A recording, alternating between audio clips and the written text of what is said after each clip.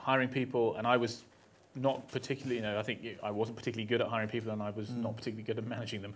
But one of the biggest things I learned out of Betfair is, if you hire 10 people, the chances are, you're going to get at least 10 or 20% of those hiring decisions wrong, and that means that there's 1 or 2 people in your organisation who shouldn't be there, minimum. And it's very difficult to get used to that. And again, now, you get that gut feeling when someone doesn't fit, and it's not because they're not a great person, it's just they don't fit in your organisation, and once you get that gut feeling, you need to act on it. Yeah, and Richard Koch, who's the author of the 80-20 principle, believes that and also an investor, obviously, in Betfair with 6.5%, but his belief is that, in every 100 people, you're going to have 20 star performers, 20 rubbish, but you just have to let go of the rubbish people, well, not the rubbish people, but the people who don't fit, as you say. Yeah, and there are 2 things. One, you will hire some people who just don't fit from day one, and you need to sort of recognise that. And sometimes it's hard, but it's a bit like, in the sporting analogy, a manager who goes and spends,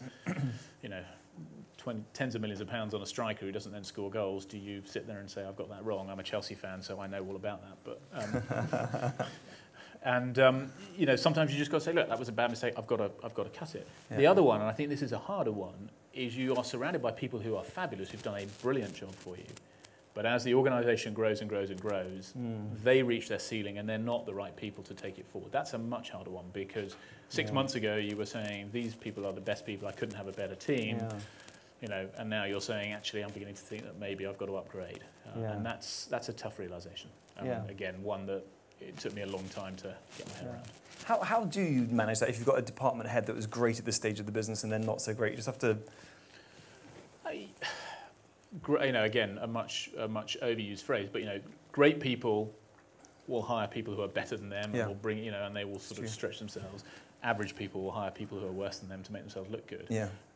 And I think that's absolutely spot on. So, you will have those conversations. People will have a certain, they'll reach their sort of natural limit. What tends to happen is that if you're not careful, as the organisation grows, so the job responsibilities for every individual in that organisation grow with it. And what you should do is say, okay, if this person is not up to it now, I've got to replace that person. But too often, and we did this the whole time, you bring in someone to help them and to work alongside, and then you tend to have 2, good but not brilliant people when you should have 1 brilliant person with all the associated complexity of a large organisation.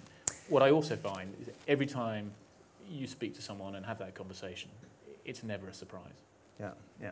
So both people are sort of sensing that something's probably not working. But as I say, I wasn't very good at it. That shows good management, transparency before the big conversation.